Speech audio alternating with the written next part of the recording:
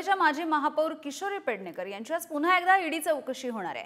कथित body bag घोटाळ्याच्या प्रकरणी किशोरी पेडणेकर यांच्या मागे हा गेल्या काही दिवसांपासून चौकशीचा ससेमिरा लागलेला आपण बघतोय आणि आज सकाळी 10 वाजता किशोरी पेडणेकर या चौकशीसाठी ईडीच्या कार्यालयामध्ये हजर राहणार असल्याचं कळतंय।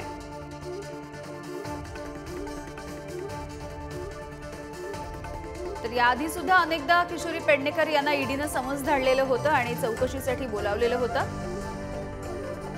हा कथित बॉडी बॅग घोटाळा नेमका काय आहे आपण जाणून घेऊया। कोरोना काळामध्ये मुंबई मनपाकडून प्रत्येकी 6,719 रुपयांना डेड बॉडी बॅगची खरेदी करण्यात आलेली आहे। कोरोना काळामध्ये बाजारामध्ये या बॅगेची किंमत 1,500 रुपये होती। खासगी कंपनीला तिप्पट किमतीत देऊन या बॉडी बॅगची खरेदी झाल्याचा आरोप केला जातोय। 49 लाख रुपयांचा घोटाळा झाल्याच्या आरोपाखाली गुन्हा दाखल झालाय। मुंबई पोलिसांच्या आर्थिक गुन्हे शाखेकडून 5 ऑगस्टला हा गुन्हा दाखल करण्यात आला होता।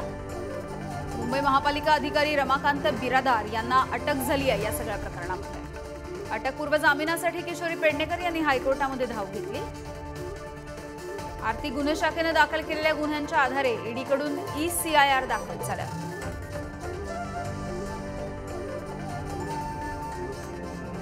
ECIR मध्ये माजी अधिकारी P वेलासारू, रमाकांत बिरादार या दोघांच्या नावाचा उल्लेख होता।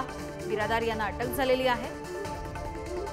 याविषयी बोलत आमचे प्रतिनिधी निखिल चव्हाण आपल्या सोबत आहेत। निखिल, काय अपडेट्स आहेत? आज 10 वाजता पुन्हा एकदा किशोरी पेडणेकर या हजर राहणार असल्याचं कळतंय ईडीच्या कार्यालयामध्ये।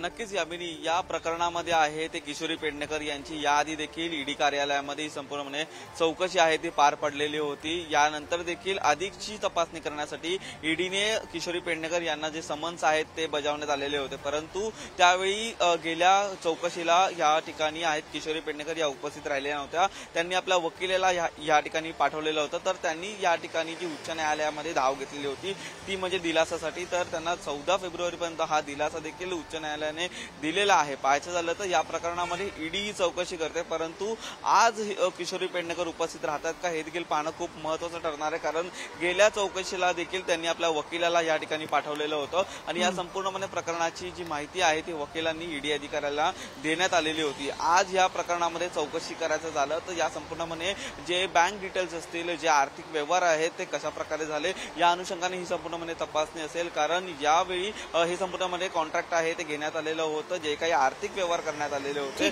ते नेमके पैसे कशासाठी देण्यात आलेले आहेत आणि ह्या अनुषंगाने संपूर्णपणे चौकशी आहे ती आता ईडी कार्यालयामध्ये होऊ शकते। यामिनी, अगदी धन्यवाद निखिल या सगळ्या अपडेटसाठी।